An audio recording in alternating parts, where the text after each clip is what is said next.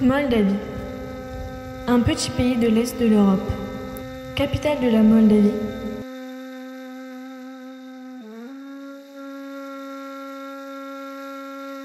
Chisinau est une ville où vivent 700 000 habitants. Moldavie, un petit pays avec une population totale d'environ 3,5 millions de personnes.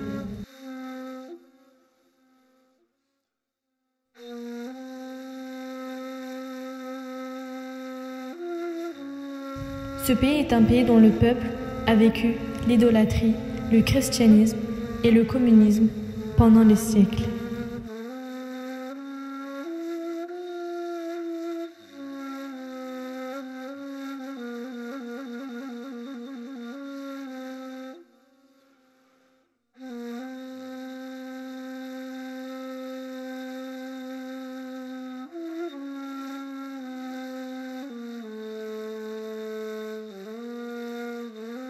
Une république qui a déclaré son indépendance en 1991 avec la dissolution du communisme et de la dissolution de l'URSS.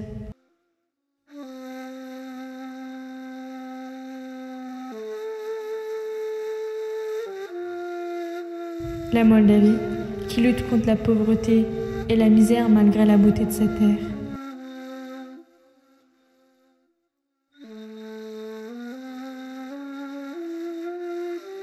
C'est le pays où le cœur des gens, comme ces rues froides et froides.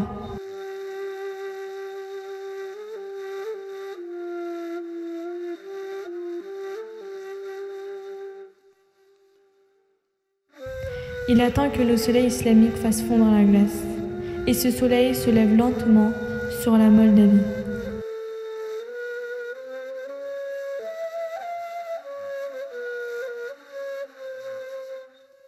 Comme Natalia, née dans la capitale Chisinau.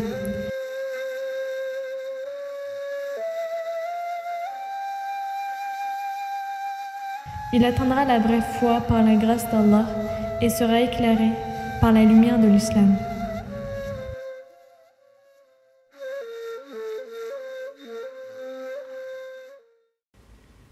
Salam alaikum mes précieux frères, je m'appelle Natalia. Après avoir accepté l'islam, j'ai obtenu le nom d'Amel. Je suis originaire de Chisinau. Je suis née dans une famille ordinaire en Moldavie. Mes deux parents sont diplômés universitaires. J'ai affaire au commerce. J'ai fait une école de droit après le lycée. Puis je me suis mariée. Mon mari a accepté l'islam quelque temps après le mariage. 1 an plus tard, je suis devenue musulmane.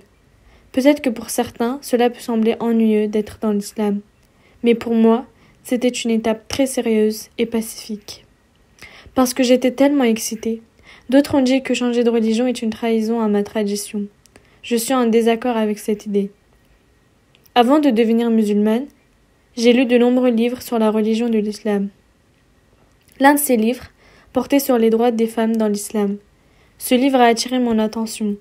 J'ai également lu les hadiths. Quand j'ai fait des recherches sur toutes ces sources, j'ai compris que l'islam m'expliquait les problèmes auxquels je n'ai pas pu trouver de solution depuis des années. J'ai donc accepté l'islam. Ce fut une décision très précise pour moi. L'islam était si attrayant pour moi que j'ai trouvé les réponses à toutes les questions que je cherchais.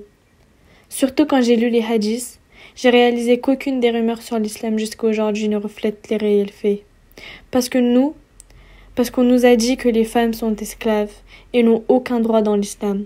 En fait, lorsque j'ai voyagé dans ces pays arabes avant d'accepter l'islam, j'ai observé que les femmes ne sont certainement pas des esclaves, mais qu'ils ont un grand intérêt et un grand respect pour les femmes. Ce respect est manifesté non seulement par leur famille, mais aussi par la société.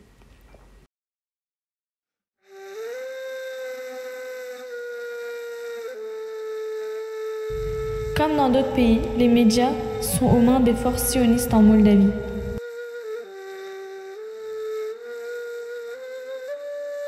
Malheureusement, la propagande noire que les médias ont faite pour dissuader l'islam affecte négativement la société occidentale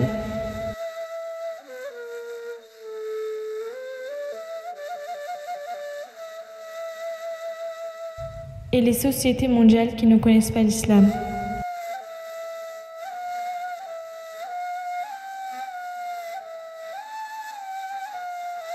Natalia rencontre les musulmans en faveur d'Allah.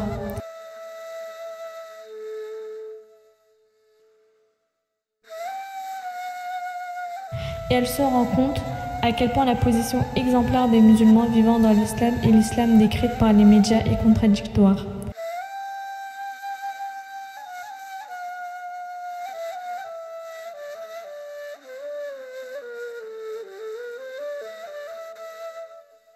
Cette prise de conscience la pousse à remettre en question certaines choses.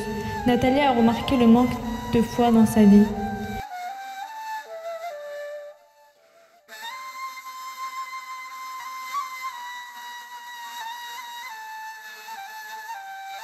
Et elle essayait de combler cette lacune. Les informations qu'elle a apprises ont commencé à attirer son intérêt pour l'islam encore plus.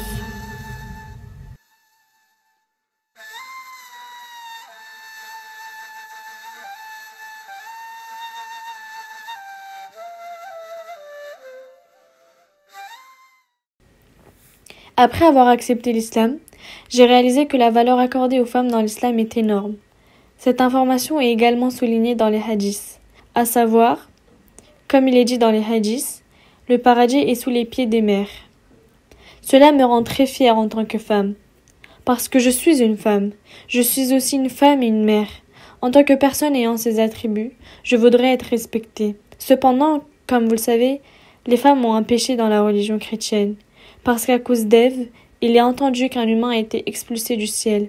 Cela m'a mis très mal à l'aise.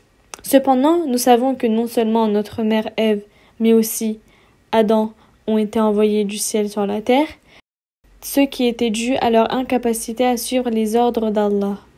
J'ai grandi dans une famille chrétienne. Ma famille était une famille avec des croyances religieuses classiques. En d'autres termes, ils ont accepté l'existence d'Allah et ont célébré certaines fêtes religieuses. Cependant, je ne suis jamais allée à l'église pour pécher ou prier. Bien que ma famille ait des croyances religieuses, ils ne sont pas allés à l'église fréquemment. Je ne peux donc pas dire que nous sommes une famille chrétienne très fidèle. Quand je me suis mariée, ma grand-mère a insisté pour que notre mariage soit célébré à l'église. Selon elle, les mariages célébrés dans l'église étaient considérés comme sacrés. À la naissance de mon premier fils, nous étions encore chrétiens. Nous l'avons lavé avec de l'eau bénite dans l'église. Nous l'avons fait, non seulement en venant de l'intérieur, mais uniquement par tradition. Parce que tout le monde faisait ça. Cela a été accepté comme une tradition. Après avoir accepté l'islam, j'ai réalisé que le Fils est un cadeau donné par Dieu à l'homme. Il n'y a aucun besoin de processus religieux pour cela.